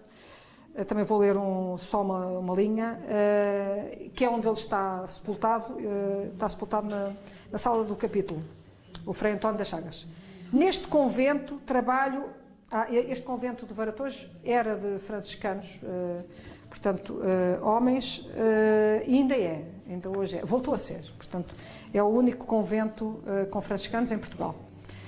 Neste convento trabalho há contínuo, mas não falta o tempo para o estudo, porque como quase sempre há silêncio e todos se recolhem, aproveita-se todo. Pronto, portanto, ele está a constatar que no Varatojo, no seu tempo, as pessoas tinham um comportamento, os religiosos que lá viviam, tinham um comportamento, de facto, cumpridor do silêncio e dessa paz que a arquitetura pode dar, mas que não é suficiente. Na carta 20, que foi escrita de Viana do Castelo, mais um pequeno excerto, em que o Frei António das Chagas faz um comentário. Eu bem folgara de ter onde parar e recolher-me algum tempo no meio destas missões, mas somos muitos e não há onde fora de Viseu ou da província. Pronto, portanto, ele estando em Viana do Castelo teve dificuldade em fazer o seu recolhimento religioso. Pronto, e portanto, isto podemos passar, isto para dizer que de facto há sempre as tais, é como o Duby no fundo dá essa amplitude de feitura da história. A palavra é importante, as cartas, a literatura espiritual é importante, as fontes narrativas, as crónicas dos franciscanos e das clarissas são importantes, a arquitetura é importante, é tudo importante, tem que se juntar as peças todas. Este é o mesmo convento que vimos há bocado, isto é o claustro, e reparem que o que eu acho muito interessante nos conventos, alguns do Brasil, mas sobretudo os de Goa, e já iremos ver, tem quase sempre o pátio é jardinado, mas a jardinada até ao limite, portanto é um jardim que ocupa todo o pátio. E, portanto, é uma ligação à terra muito maior, à natureza, muito maior do que aquela que nós temos nos nossos conventos, antigos conventos em Portugal. Nós geralmente temos, é o caso aqui do Dolores e da maior parte, quase sempre temos lajes de pedra, temos um espaço seco. Pode já ter tido em tempos canteiros, podia ter por baixo uma cisterna e, portanto, não permitia que tivesse árvores, e portanto faziam os canteiros, construíam umas caixas para pôr terra e pôr jardim, mas a maior parte até estão assim como estes, é uma pedra, e portanto nem sequer são bem franciscanos na verdadeira abordagem que deveria haver da arquitetura. Pronto, este é o de Salvador da Bahia, como vimos há pouco, que é um edifício com 3 andares. Esta parte do interior, eu tive a oportunidade de entrar e de visitar.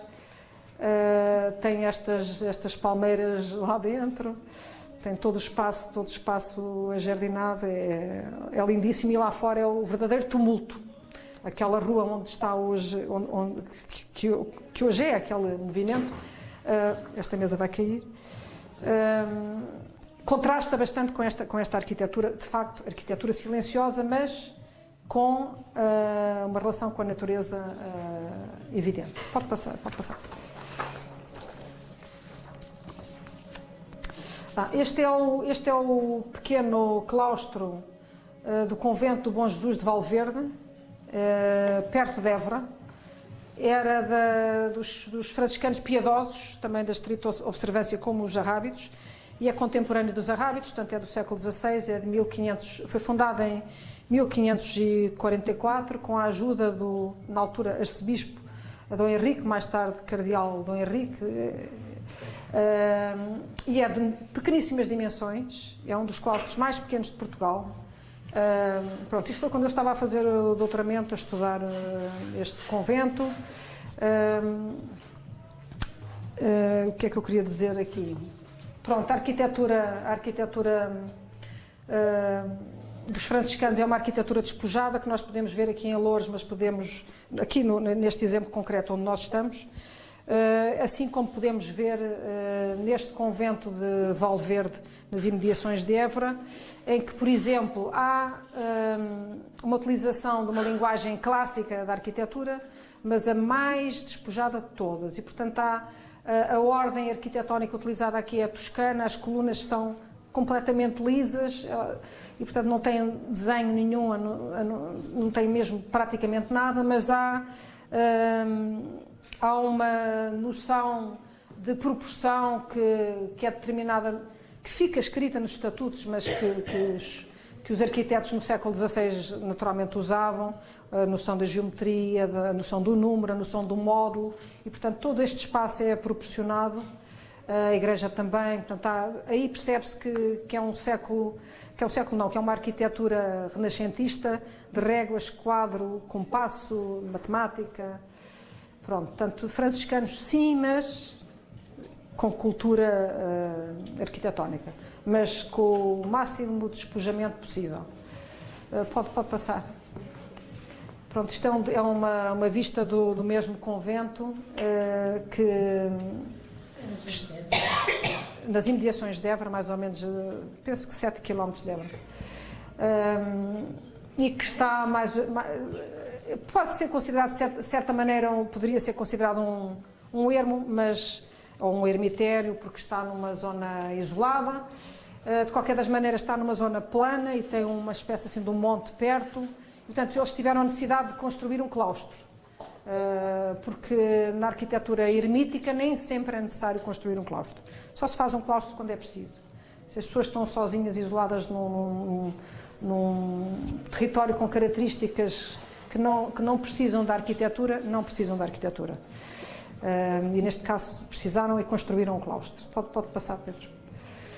Pronto, isto é o segundo ponto, que é que mais uma vez o Duby nos aponta um caminho, que é o quadrado, mais uma definição de claustro, o quadrado em torno do qual cada monge de livro na mão conduz a sua deambulação meditativa. E portanto, aqui neste ponto, o que é que este ponto me suscitou? Suscitou pensar. Os franciscanos leem, os franciscanos não leem, os franciscanos têm livros, os franciscanos têm biblioteca.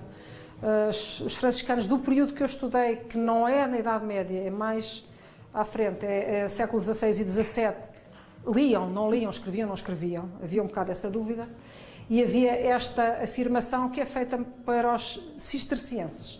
Portanto, na visão do Duby e no conhecimento que ele tinha da Ordem de Cister, os cistercienses andavam a deambular pelo claustro com o livro na mão e podiam ter no próprio claustro um armário, uma estante, com os livros, os mais importantes presos, com uma corrente, mas, portanto, os livros estariam ali, eles podiam circular. Estamos a falar da Idade Média, não havia muitos exemplares de livros, eram escritos, como sabem, eram os inconóbulos, eram escritos à mão, eram iluminados. No século XVI já há mais exemplares, já se publica umas edições que fazem-se publicações sem ser manuscritas e, portanto, os livros começam a fazer parte mais de um leque maior de pessoas. E sim, os franciscanos liam, e sim, os franciscanos tinham biblioteca, que naquele tempo se chamava livraria. Nós muitas vezes vemos essa designação, livraria, não havia livros à venda, era uma biblioteca, era onde se guardavam os livros, era a livraria. Aqui no convento há um catálogo que está na Biblioteca Nacional, com a lista dos livros que pertenciam aqui ao convento Rábido do Espírito Santo de Lourdes, com a lista dos livros que cá estavam e que, portanto, os franciscanos de facto liam. Se era à volta do claustro ou não, isso aí é que eu tenho as minhas dúvidas e coloco essa... Pode ser que sim, que andassem. Eles podiam levar para a sua cela 1 ou 2 livros, ou mas talvez não fosse no claustro que os franciscanos lessem, mas liam. O que é que nós temos nos claustros franciscanos? Pode passar, Pedro. Isto é um exemplo, que é o pavimento do convento de São Pedro de Alcântara de Lisboa. Também há um convento de São Pedro de Alcântara na Ilha do Pico, para quem não sabe. Fica a saber, porque eles têm um bocado... Pensam que só há um convento de São Pedro de Alcântara em Portugal. Não é verdade. Na Ilha do Pico há outro. E, portanto, nós temos 2. E o outro é uma pousada da juventude, que qualquer pessoa com o cabelo da minha cor pode entrar e pode dormir e não é caro. É mais barato que um paradouro. E é uma maravilha, vale a pena. Mas, portanto, aqui o que é que nós vemos? Vemos um pavimento das galerias claustrais, que era onde eram feitos os sepultamentos dos religiosos franciscanos e também, no caso, sendo um mosteiro de Clarissas, era também à volta do claustro, nas galerias claustrais, que se faziam os sepultamentos. Os sepultamentos eram feitos em vala comum, não havia problema nenhum com isso, os religiosos não tinham preconceito nenhum em relação a isso, os franciscanos. Foi o que eu estudei, eu também não posso estar agora a afirmar em relação aos outros religiosos, mas, portanto, não serem identificados, não terem inscrição nenhuma na lápide, isso é que era o que os caracterizava, porque eles, de facto, assumiam aquela questão de vão ser terra, vão ser pó, e, portanto, não fica cá nada nosso. E, portanto, era vala comum, tão numeradas, naturalmente é capaz de haver, deve ter havido, uma lista com os números, aqui está, ou foi enterrado não sei quem na data tal, aqui, pronto. E, portanto, estes números significam isso. E, portanto, aqui era o enterramento à volta dos claustros, eram os sepultamentos dos religiosos. E, portanto, eu imagino, se a mim me faz confusão, eu que não vi nunca ninguém ser enterrada nestes sítios, ou ser sepultada nestes lugares, faz-me sempre impressão pisar uma lápide tumular, saber que esteve ali alguém enterrado. E nós, quando damos aqui a volta ao claustro, estamos a fazer isso, estamos em cima de pessoas que morreram, pessoas, quer dizer, sítios onde foram enterrados, pessoas que morreram, que quiseram desaparecer e serem transformadas em terra, que é uma coisa muito bonita e poética, e, portanto, não se importaram nada que nós as pisássemos. E agora, os religiosos que cá viviam, eles que caminhavam sobre muitas vezes, pessoas que tinham morrido no dia anterior, não é? Pessoas que tinham feito parte da sua comunidade, irmãos, entre aspas, portanto, frate da sua fraternidade, e, portanto, de certeza que uma das questões que os ocupava era, quando caminhavam no claustro em silêncio, meditar sobre a vida, sobre a morte, sobre as pessoas que tinham perdido e que estavam ali consigo, continuavam a estar connosco. Portanto, é isso que os claustros têm também, é essa presença, a presença da ausência, é esse silêncio, que eu acho que é muito interessante. No caso, há outros sepultamentos, não é o caso dos arrábidos, mas há outros sepultamentos ligados aos claustros, que eram as capelas, por exemplo, dos alcaides. Isso acontece mais em conventos sem ser dos arrábidos, que são as pessoas mais importantes da terra, tinham direito, ou da terra ou não, podia ser ou da terra, ou podia ser o proprietário do convento. Os conventos franciscanos não eram dos franciscanos, eram de alguém, eram dos padroeiros. E, portanto, essas pessoas podiam se sepultar dentro dos conventos. No caso dos arrábidos, na igreja. No caso dos outros franciscanos, podiam ter, eventualmente, uma capela no claustro. É o caso, eu tinha tomado nota aqui de dois. Há um, é o de Varatojo, por exemplo. O Varatojo é do século XV e tem uma capela tumular de privados, de seculares, sem ser religiosos, voltada para o claustro. E o do Redondo também tem. O do Redondo, no Alentejo, tem a capela também do alcaide, é do século XVII e é de franciscanos, e tem uma capela, portanto, na clausura, no espaço que era só usado, em princípio, pelos religiosos. O que é que podia ser feito também nesta deambulação nos claustros? No caso das clarissas, elas faziam procissões dentro do claustro, e umas vezes começar no claustro e acabar na igreja, ou começar na igreja, dar a volta ao claustro e acabar na igreja. Portanto, elas viviam em clausura e podiam usar o claustro dessa maneira. Também podiam usar o claustro para mortificação do corpo, com a disciplina. A disciplina era aquela não sei se é uma corrente, para a pessoa se bater a si própria, se disciplinar, entre aspas, mortificar o corpo, fazer com que o corpo desapareça, as sensações do corpo sejam anuladas. E, portanto, as clarissas podiam ir para o claustro, fazer alguns atos de penitência, de mortificação do corpo, embora geralmente as disciplinas se fizessem na igreja, mas elas podiam usar o claustro também para isso. Há casos do mosteiro de Jesus de Setúbal, que era de clarissas, em que de vez em quando havia uma clarissa que ia sozinha à noite mortificar o corpo e disciplinava-se tanto que as paredes ficavam com sangue. Isso está nas crónicas franciscanas desse convento. Era normal, não tem nada de especial, a nós é que pode nos fazer confusão. Em termos arquitetónicos, o claustro tem geralmente uma parede que faz paredes meias com a igreja, portanto encosta à igreja, neste caso é ali, não é? Pois, aqui deste lado não é, daquele. A minha acontece. Tem, por acaso, aqui tem um espaço intermédio. Onde está agora a casa de banho? Por acaso aqui não encosta, aqui tem um espaço intermédio. Que seria um segundo arquiteto, uma segunda sacristia, não é? Pois, aqui não encosta. Equiparada à sacristia. O acesso aos confessionários. Exatamente, aqui não encosta. Por acaso aqui não encosta, mas é assim, a maior parte, este até é uma exceção, a maior parte dos conventos,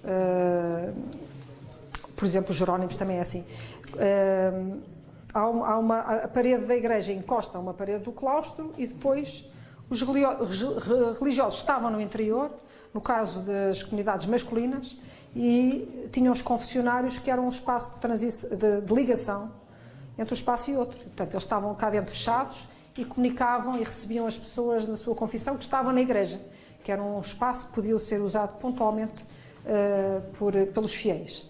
E, portanto, há um teórico da arquitetura americano que é o Kubler, o George Kubler, e que escreveu um livro sobre arquitetura portuguesa, que foi traduzido para português, arquitetura Chan, não gosto muito da expressão, em inglês é Plain Architecture, etc, etc, é das especiarias aos diamantes, não sei o que, a tradução para português, e em que ele tem um subcapítulo que é as paredes celulares.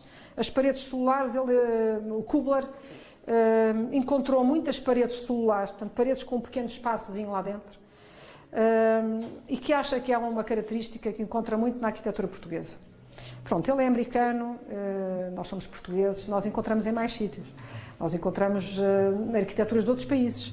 Portanto, sempre que há uma parede mais grossa, que às vezes são paredes duplas, há mais um espaço arquitetónico lá dentro. Há mais um pequeno espacinho, e no caso da arquitetura religiosa, dos conventos, muitas vezes nessas paredes celulares, essa parede mais grossa estão os confessionários. Outras vezes estão também umas pequenas escadinhas de acesso ao púlpito, por exemplo.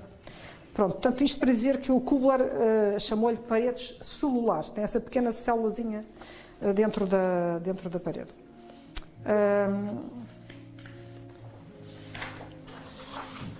Pedro, pode passar. Pronto, isto aqui é um detalhe do convento de Santo António do Redondo. Quando eu fui visitar há uns anos, não estava em ruínas, mas até estava num estado razoável de conservação. Ele existia, e portanto esta visita foi talvez 2007, 2008, 2009, não sei bem, talvez antes de 2010, portanto já há uns anos. E portanto é de um convento franciscano, do antigo convento franciscano dos Piedosos, portanto da estrita observância. Tem uma arquitetura muito simplificada, muito económica, tem 2 pisos o claustro, são arcos de volta inteira, apoiados em pilares de base quadrada, não são de cantaria, mas tem o trompedeio já característico do século XVII, tem uma pintura de imitação da pedra, de vários mármores de várias cores, e o que nós vemos aqui é precisamente isso, são pinturas, é um claustro pintado, nós temos poucos exemplos em Portugal de claustros pintados, no Alentejo há alguns, em Lisboa também há 2 ou 3, e o facto de haver poucos não quer dizer que eles sejam os únicos, quer dizer que nós pusemos cal em cima de tudo. Que é mais barato, pintado branco. E, portanto, este é o caso do Santo António do Redondo, com estes frescos aqui nas varandas, portanto, a imitar um mármore de Pero Pinheiro, o amarelo de Negrais, o vermelho de Negrais ou da Rábida. Depois, lá embaixo, o lambril era pintado, que era uma característica da arquitetura franciscana dos Piedosos, que eles afirmavam mesmo isso, afirmavam através da arquitetura. Não gastavam dinheiro com o revestimento das paredes e, portanto, pintava-se a parede a fingir que era azulejo. E, portanto, isso era considerado mais barato. Pode passar, Pedro. Isto é um detalhe também de uma galeria claustral do convento do franciscano do Redondo, em que vemos uma das galerias cobertas por abóbadas de penetrações, características da arquitetura do sul de Portugal. É muito comum, é muito bonito e não sei se alguém ainda sabe fazer. É lindíssimo, é do mais bonito que há. Quase todas as pessoas conhecem. E nós temos o prazer de ter muitos, não sei já quantos, casos assim.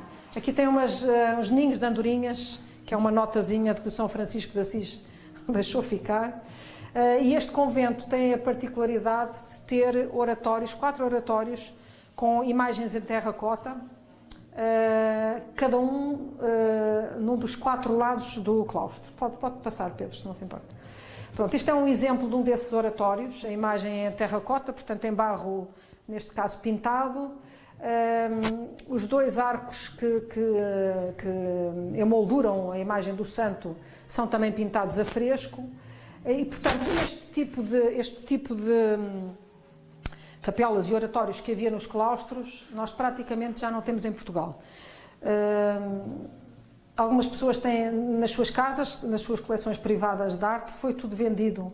O que era possível vender, vendeu-se no século XIX, depois da extinção das ordens religiosas, como havia aquela tal linha fronteira de que aqui a igreja não se mexe, tenta-se não se vender o que está ali, mas desta linha para ali pode estar tudo à venda. E, portanto, tudo o que era oratórios em talha polícroma ou dourada era desaparafusadinho da parede. Quem quer comprar é mais barato, quem dá era leilão. E, portanto, vendido. Este, como era mais difícil de desencaixar, não dava, ficou. São do século XVII, são construídos, que isto não se pode levar, quer dizer, pode, mas é difícil. Poder pode, claro que pode, mas é muito mais difícil. E, portanto, quando eu fui visitar, há 10 anos ainda lá estava. Tenho a impressão que tenho a triste notícia de que pintaram as paredes do claustro, não sei se é verdade. Não voltei lá, dei assim uma espreitadela assim um bocadinho assim em diagonal para a Câmara Municipal do Redondo, mas a culpa não é só dos municípios, é também das CCRs não sei quê, essa divisão geográfica onde estão representantes nossos ou do Ministério da Cultura ou de outros organismos estatais que estão pelo país fora e que depois deixam que estas coisas desapareçam. Portanto, não podem ser os presidentes da Câmara, nem podem ser os municípios, que não chegam a 400. Nós, arquitetos, somos, Fátima, quantos? 28 mil. Nos menos de 400 municípios não há arquitetos em todos. Não há arquitetos em todos. Não é por falta deles. Estão muitos em casa a ver televisão. E a servir num supermercado, por exemplo. E, portanto, as pessoas que estudam este património não são consultadas e este património vai desaparecendo. Neste caso, tinha a impressão que as paredes acho que foram caiadas, não sei se tiraram daqui a imagem e puseram ao lado, noutra parte do antigo convento, ao qual chamaram Museu do Barro, não sei bem se é assim. Nem quero saber. Podemos passar.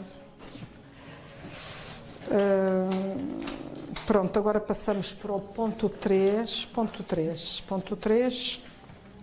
e depois passamos para o 4, estamos quase. Pronto, o ponto 3, o que é que o Dubide dizia neste ponto? Ele tem mais, é assim, se vocês quiserem pegar neste tal livro, começam a encontrar mais definições de claustro. Mas estas foram as que eu achei, de facto, para mim, me ajudavam na metodologia de como fazer história da arquitetura. Portanto, o claustro localiza-se também na interseção ortogonal dos eixos do universo, construído sobre o cruzamento dos 4 pontos cardeais, transforma-se num imenso quadrante onde se encerram os ritmos do cosmos. O que é que isto poderá querer dizer? Poderá querer dizer que os claustros eram construídos ao lado das igrejas.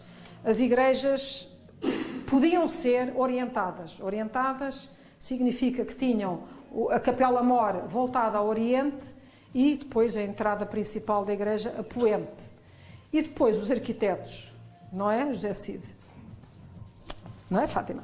Os arquitetos pegavam na régua e no esquadro e, paralelamente e ortogonalmente, às linhas da igreja, até porque os tijolos são paralelepípedos. É um bocado difícil construir igrejas mais circulares ou claustros mais circulares e, portanto, paralelepípedo, a linha reta, a ortogonal, norte-sul, este-oeste e, portanto, quando a igreja é orientada, que também não é o caso aqui de Loures, ela está um bocadinho desorientada.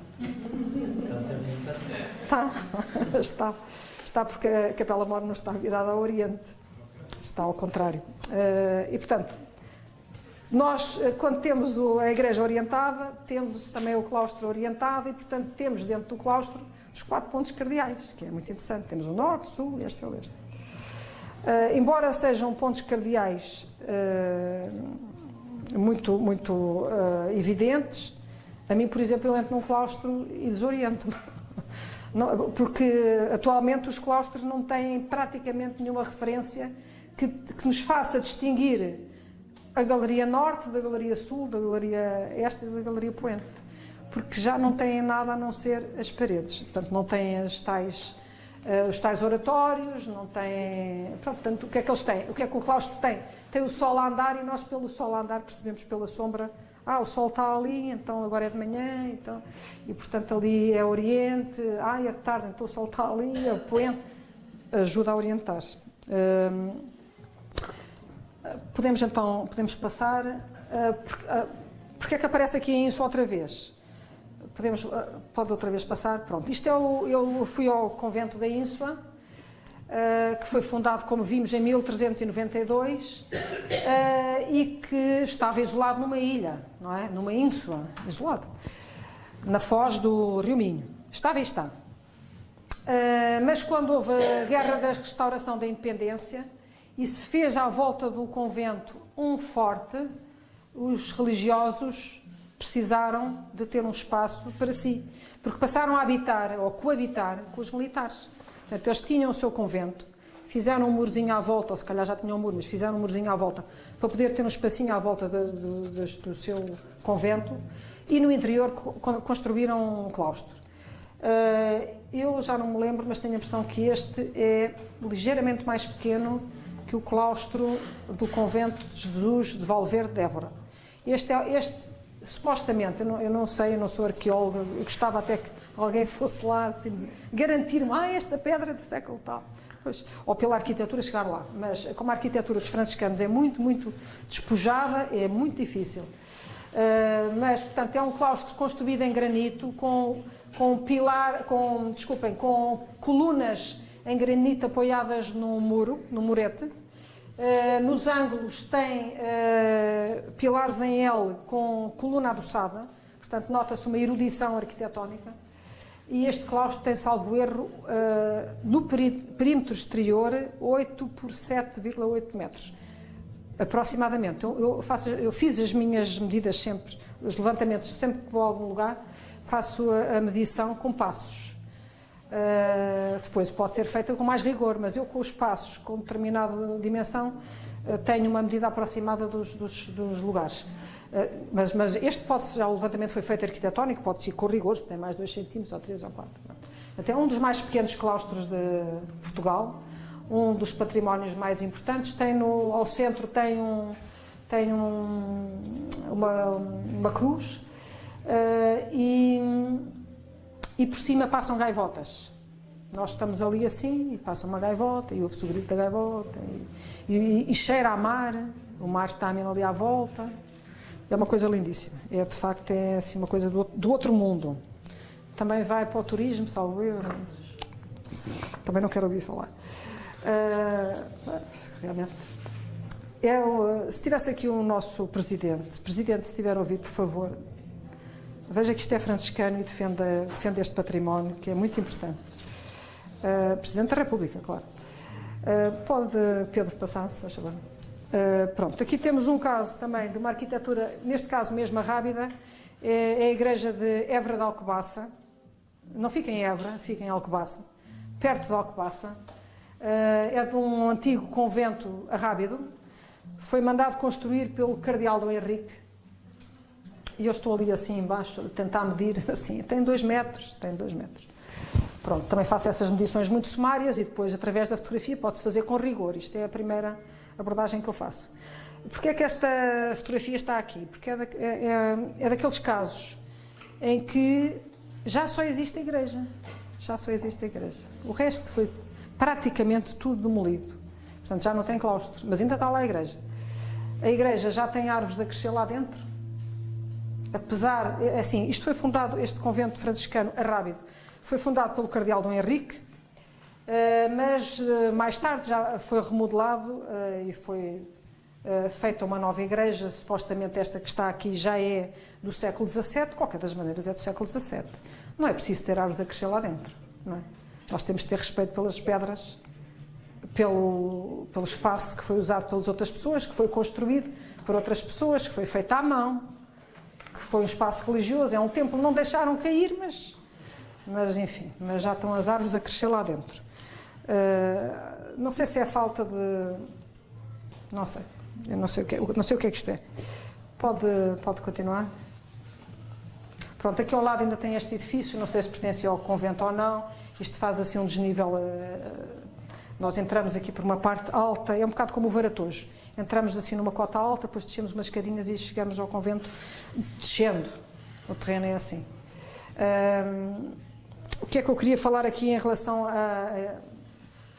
tirando a parte do abandono do nosso património, queria referir que a pessoa que fez, que estudou, entretanto já morreu, era um professor das Belas Artes, que escreveu sobre Mafra, escreveu um livro sobre a escultura e arquitetura de Mafra, que era o professor José Fernandes Pereira.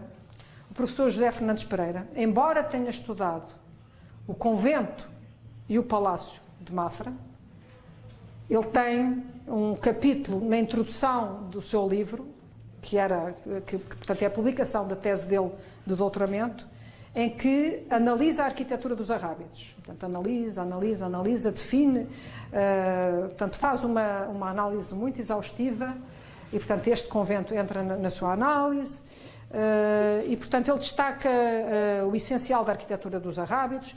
É ele que aponta, penso que é a primeira vez que é ele que diz que nos conventos arrábidos há um módulo arquitetónico, há uma percepção de que há ali uma repetição na arquitetura de uma matemática, que há erudição no traçado arquitetónico das igrejas. De facto, quer dizer, isto revela aqui assim esta fachada da igreja, pequeníssima igreja de Évora de Alcobaça, revela uma erudição, revela uma autoria de um arquiteto. Destaca também a pequena escala dos arrábidos, dos conventinhos. Porque é que aqui o Museu Municipal de Loures optou por chamar este convento de conventinho? É um conventinho, era muito pequenino. Não quer dizer que não pudesse ser mais pequeno. O de Sintra, o da Serra de Sintra, é muito mais pequeno. Esse é que é mesmo um conventinho. Mas os arrábidos, de facto, tinham essa necessidade de construir o menos possível, o mais pequenos possível. As comunidades de franciscanos eram pequenas, tinham 12, 18, 20 e poucos religiosos. Por exemplo, aqui o coro alto do convento do Espírito Santo de Loures, onde nós estamos, tem, salvo erro, quantas cadeiras? 20, eram 20 originalmente, já só sobram 19. 19 mais... 19? Agora 19. 19, pronto, eram 20. Portanto, pelo menos 20 frades de coro, como eles chamavam, pelo menos 20 pessoas havia neste convento. Podia haver mais umas, claro, mas, portanto, através dos cadeirais, dos coros altos, nós podemos ter uma noção do número mínimo de pessoas que viveram nesses espaços, e aqui foram 20 no mínimo, mas também não eram muito mais. O que acontecia nos conventos dos arrábidos é que tinha que haver um convento onde eles se reunissem. E, portanto, a determinada altura foi o de Algés que se escolheu como lugar de reunião, e, portanto, fizeram-se mais celas, e mais tarde foi o de São Pedro de Alcântara, que ainda existe, que é usado pela Misericórdia, e que foi determinado que era um convento para se fazerem os capítulos da província. E, portanto, os outros religiosos franciscanos arrábidos tinham que ir todos para ali, todos, só os principais, reuniam-se ali e tinha que haver celas para 50, 60 pessoas. Portanto, esses são maiores com esse propósito pontual de receber mais pessoas. Pode ter acontecido o mesmo aqui, porque também foi construído como casa capitular, inicialmente. Noviciado. Capitular também. Capitular, sim, também. As duas coisas. Sim. Teve noviciado Sim. e também foi casa capitular. Ou seja? E teve cá nove capítulos. Estão registrados 9 capítulos. Da província. Sim. Vinham cá Da reunir-se. província, sim. Está bem. Pronto, está bem, portanto tinha que ter um espaço um bocadinho maior, mas pronto, o claustro para o dia-a-dia, para o cotidiano, era pequeno. Depois as celas, os dormitórios tinham que ter capacidade para mais pessoas, caso fosse... Se calhar aí uns caso, 20 cadeirais... Isso era para o dia, era pois, para a rotina deles diária. Só a lançar a hipótese. Não, o cadeiral... Não temos nota que tivessem cá vivido em simultâneo essa quantidade, mais de 20. Mas 20 pelo menos estiveram. 20 pelo menos estiveram. E atenção... Momentaneamente, em algum período, não digo que não. Estiveram... Não, pronto. Sim, pronto. Não, mas é assim. Os conventos, claro que os conventos têm vários séculos de existência, não é? E, portanto, a determinada altura são fundados para um número X pessoas. Por exemplo, os arrábidos geralmente era para 9, 18. Isso está nos estatutos, salvo erro. Eu tenho 18, acho que era o máximo. 18 era considerado o limite. Mas portanto, havia algumas exceções. Podemos passar para o próximo? Não, volta atrás, Pedro, desculpa lá. Neste? Sim, neste ainda, pronto. Portanto, estávamos aqui assim em Évora de Alcobaça, com este pequeníssimo convento, o outro, o anterior. O quê? É que percebe-se melhor a escala que estou lá eu. Ok. Pronto. Isto tem 2 metros de altura, isto aqui, eu já não lembro quanto é que tinha, mas tinha para aí 4. A fachada da igreja, salvo erro, tem 4 ou 4,5, acho que é 4,5 aqui à frente e depois alarga um bocadinho lá para dentro, 4,5 de largura, é uma pequeníssima igreja. Isto aqui é uma arquitetura arrábida e franciscana. Portanto, os arrábidos tiveram 20 e tal conventos. O último convento arrábido oferecido aos franciscanos arrábidos é o de Mafra. que foi feito para 280 religiosos, que naquela altura eram mais ou menos metade dos religiosos franciscanos arábicos. Portanto, o rei Dom João V mais ou menos acabou com os franciscanos. Mas a ideia dele não era essa, a ideia dele era a oposta. Ele quis juntá-los todos ali, naquele convento.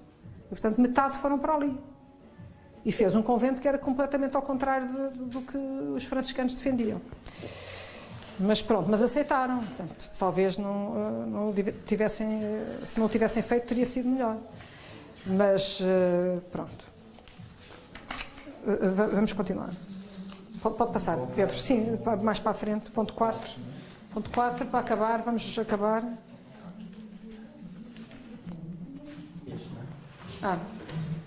Pronto. O claustro é uma espécie de rede onde se capturam os movimentos dos astros. Pronto, aqui vamos terminar com... e depois passamos ao diálogo convosco, se vocês quiserem dialogar. O São Francisco de Assis, de facto, defendia a natureza. E, portanto, é muito interessante quando vemos que os franciscanos tinham conventos. Eu, quando estava mesmo a começar a minha pesquisa, fui ao Varatojo, onde, de facto, eu tinha conhecimento. Então lá os franciscanos, vou lá falar com eles. Fui lá falar com eles, não sei quem é que falou comigo, mas desconfio, mas não vou dizer. E, portanto, veio um franciscano ter comigo, eu estava lá na igreja, assim, a olhar, pronto, também entrei para o claustro, e como eu estava assim a olhar para as paredes, não estava a olhar para os altares, estava a olhar para outras coisas, estava assim, parecia que estava distraída, ele veio ter comigo e tal, diga e tal, mais ou menos o que é que eu estava ali a fazer, e eu disse, estou a estudar a arquitetura franciscana. Ele virou-se para mim e disse, arquitetura franciscana? As paredes não interessam nada. Nós somos a igreja, nós somos o templo, as paredes não interessam. E eu, que sou arquiteta, fiquei assim, estava a começar a minha tese, estava a começar a minha investigação. É muito interessante, tem a ver. Tem a ver. Em hebraico, igreja não tinha a ver com o edifício, tinha a ver com as pessoas. Exatamente, só que na Igreja Católica nós vai instituir a história por causa de São Pedro e das pedras do exatamente, nós temos o templo, a instituição tem um mediador que são os sacerdotes e, portanto, nós precisamos do templo, precisamos de nós, quer dizer, as pessoas que são crentes, mas ele era um franciscano, vestidinho até aos pés, descalcinho com a sua sandália. Não, mas é interessante porquê? Porque nos leva à parte inicial do próprio São Francisco de Assis, não é? Portanto, do século XII, XIII, que é ele que funda a Ordem dos Frades Menores. É ele que, no fundo, estabelece os alicerces daquilo que é ser franciscano e daquilo que é ser franciscana, o que é ser clarissa. E, portanto, quando ele, São Francisco de Assis, vai viver em lugares ermos e está isolado no meio da natureza e não quer que ninguém se aproxime e não está a viver em nenhum convento, está no meio da natureza, para que é que se vai construir, não é? Constrói-se porquê?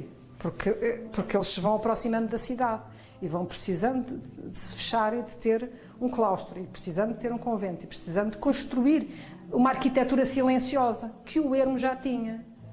E, portanto, o claustro como ermitério é o que a arquitetura faz para substituir o ermitério.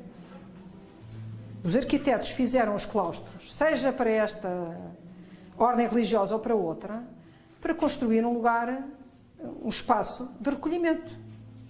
Podia ser o ermo ou não. Nós temos uma poeta, ou podemos dizer também poetisa, que é a Soror Maria do Céu, que foi um texto dela foi estudado pela Ana Atterley, em que ela diz, ela viveu em Lisboa, no mosteiro de Nossa Senhora da Esperança, hoje em dia desaparecido, que se situava na Avenida Dom Carlos I, que hoje é um quartel de bombeiros. Pronto, é apagar os fogos. Estou a brincar.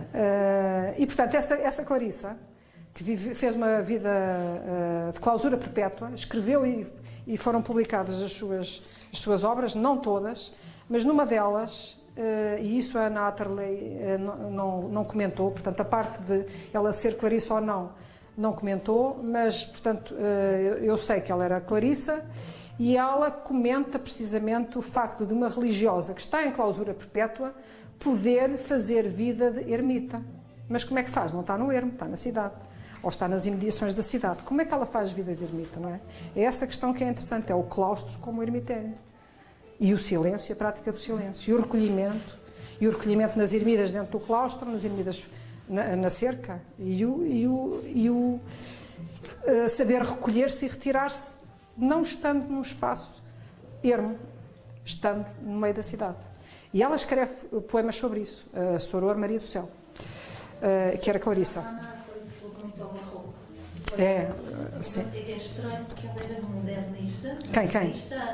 A Atterley. O estudo dela e Exatamente, e portanto a Soror Maria do Céu é do século XVII, XVIII, portanto a obra dela foi publicada no século XVIII, exatamente. É lindíssimo, eu trouxe aqui, posso, não sei se trouxe um poema dela, eu não sei se a Ana Atterley tem noção que tem este, tem também lá. Portanto, ela nasceu, Soror Maria do Céu, nasceu em 1658 e morreu por volta de 1752, portanto um bocadinho antes do terremoto. Viveu em Lisboa, no tal mosteiro de Nossa Senhora da Esperança, e ela diz, e eu pus isso na minha tese de doutoramento, nem todas as mulheres precisam de viver em aposentos de algodão. Portanto, não precisam de viver assim em sítios... são capazes de viver em penhas de aspérrima. E então, o que é que ela diz sobre isso?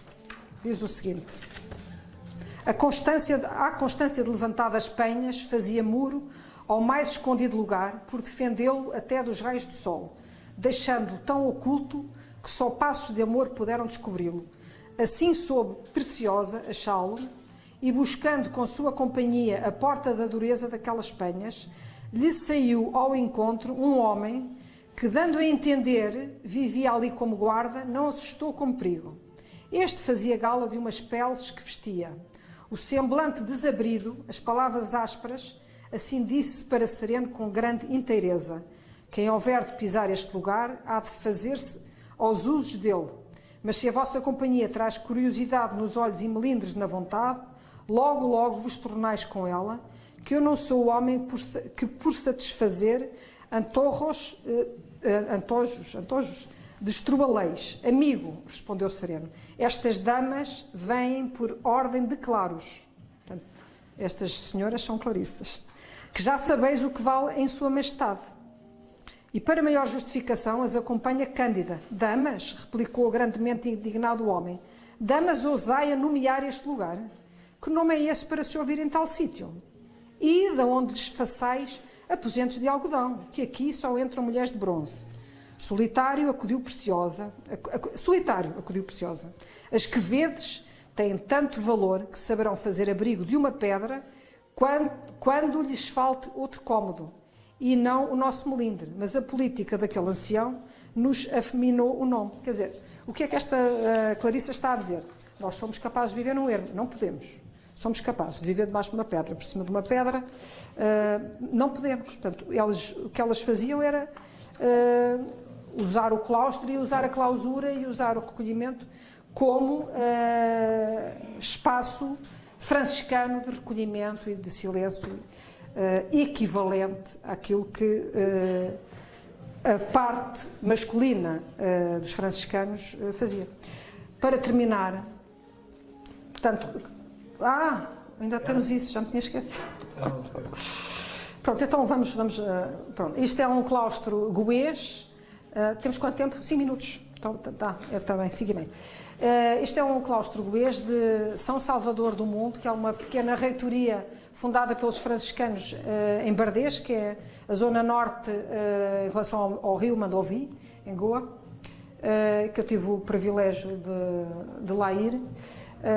Quando estava a fazer a pesquisa para a minha tese de doutoramento, e portanto os claustros, os pequenos claustros acho que são 23 antigas reitorias, fundadas pelos franciscanos em Goa, são quase todos ajardinados no seu interior. Pode passar. Este é a igreja de São Salvador do Mundo. Este é o meu táxi. Esta pequena caminhonete, é uma furgonetezinha que é para ir daqui até ali. Os indianos são um bocado mais magros do que eu, e mais estreitinhos, portanto, mais estreitinhos, ocupam menos espaço. E eu sentada aquilo é uma espécie de um táxi para 5 pessoas, portanto, tem o condutor tem o condutor e 5 turistas. Eu circulei sempre sozinha, mas eu sentada ocupava para aí lugar e meio, porque eles são realmente muito magros. Pronto, e estive a visitar essas reitorias todas, fiquei em Goa de propósito para as visitar todas, e estava muito calor, e o meu guia, que era um taxista que ia variando, eu queria ser sempre o mesmo, mas eu não gosto de compromissos, de ter sempre o mesmo taxista, quer dizer, eu vou para tão longe no mundo e estou sempre a apanhar com a mesma pessoa, não dá. E então, não é? Então, disse assim, amanhã não precisa, não precisa. E às vezes ele fazia-me esperas lá ao hotel, assim, a ver se eu saía. Vamos sair! E eu, não. E tinha que andar mais para apanhar um táxi mais à frente. Pronto, e portanto, iam sempre mudando. E eles, o que acontecia, apesar de eles mudarem todos os dias, e eu ter um taxista de manhã e outro à tarde, porque eu tinha que ir descansar a meio do dia ao hotel e tomar um banho de água fria, porque eu não aguento muito o calor da Goa. Gosto muito, é muito interessante, mas não aguento. E fui numa altura que não podia coincidir com as monções, portanto não podia andar no meio da chuva, e portanto fui no meio do calor, que era dezembro. Fui para lá em dezembro, e estava muito quente. E portanto ele adormecia dentro do táxi, eu ia fazer a visita, eu chegava cá fora, acordava, estava ele sempre a dormir. O da manhã, o da tarde, todos adormeciam dentro do táxi.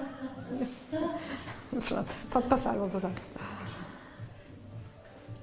Os conventos, alguns dos conventos de Goa foram reconvertidos em escolas primárias, o que eu acho que é uma função muito interessante e que eu não conheço, não sei se há muitas em Portugal, se há muitos conventos que tenham sido transformados em escolas. Conheço alguns que são lares, mas escolas, não sei se há muitos. E, portanto, eles usam os terreiros em frente para brincar. É interessante essa reutilização. Eu, como estava a estudar os franciscanos, era muito, chamemos-lhe letrada, para não chamar outra coisa, nem sei bem que nome é que é de ter. Não queria saber dos jesuítas para nada. E, portanto, eu estava em Goa, cheguei no dia 1 de dezembro a Goa. E no dia 2 de dezembro é o dia de São Francisco Xavier. E para mim, eu só estava a estudar o São Francisco de Assis, queria lá saber do São Francisco Xavier. Só que estava em Goa, não é? E, portanto, o que é que aconteceu? Aconteceu isto muito interessante, que foi as igrejas estavam todas preparadas para missas no exterior, porque não tinham capacidade no interior para receber toda a gente. E, portanto, havia missas por tudo que era ao lado. Maioritariamente, claro, em Velha Goa, que é onde está a relíquia de corpo praticamente inteiro de São Francisco Xavier, e aí é que estavam portanto, estas zonas cobertas, que são lindíssimas. Eles fazem umas construções em toldos, com os tecidos bonitos, e depois põem uma série de cadeiras de plástico lá de baixo, e aquilo é uma coisa espantosa de bonito. Isto era uma das igrejas que não era em Velha Goa, mas que também estava preparada para uma dessas missas no exterior. Aqui com este toldo e com aquelas estruturazinhas de madeira ou de bambu, talvez fosse de bambu neste caso. E, portanto, o que me aconteceu, estamos quase a acabar, e depois eles podem gravar as perguntas ou não? Dá? Também. E, portanto, aconteceu-me que foi difícil ir a Velha Goa naquele dia, não estava a perceber porquê. Foi difícil arranjar lugar no hotel, também não estava a perceber porquê. Mas aprendi depressa e percebi depressa o que é que estava a passar. Também tive a vantagem de, no dia 2, visitei a maior parte dos conventos franciscanos que visitei no dia 2 estavam vazios, que foi uma grande vantagem para mim, não tive que pedir licença a ninguém, entrei, não estava ninguém. Eles deixam as portas abertas, não deixam as portas abertas de tudo, mas os claustros sim, têm a porta aberta. Porta aberta, pode-se entrar no claustro, a igreja também tem a porta aberta, e portanto as pessoas circulam por ali, como estava toda a gente em Velha Goa. Eu andei à vontade, não estava aqui ninguém. Quer dizer, estava alguém, está ali uma bicicleta, alguém devia estar. Não era minha. Eu tinha o tal taxista, pode passar. Este é outro convento franciscano, também mais uma vez com o espaço ajardinado central, pode passar. Este, salvo eu lá há bocado, noutra perspectiva, acho que é... Não é. Pronto, este é o Mapusa, é também outro franciscano, pode passar. Pronto, esta é a penúltima imagem, vamos acabar já. Isto é o terreiro à frente desses antigos conventos franciscanos de Goa. Felizmente, naquela altura, não estavam pavimentados, não sei se agora estão, e, portanto, é terra batida vermelha, tal como é nos Açores, em alguns casos, como ainda há nos Açores, que é, graças a Deus, não põe nenhuma lajezinha naquele chão, e, portanto, é terra, e nós, que gostamos de arquitetura franciscana, ficamos mais agradecidos, e que gostamos da natureza, ainda mais agradecidos, e que gostamos de uma certa arquitetura, ainda mais agradecidos, e, portanto, é terra. Pode passar? Isto é a imagem, é um painel de azulejo muito pequenino que está no Museu de Évora, do Museu do Cenáculo, e é o Santo António de Assis com um hábito franciscano cheio de remendos, não é? Todo remendadozinho, eu não conheço mais nenhuma imagem do Santo António assim, e com as suas sandalinhas e todo remendadinho.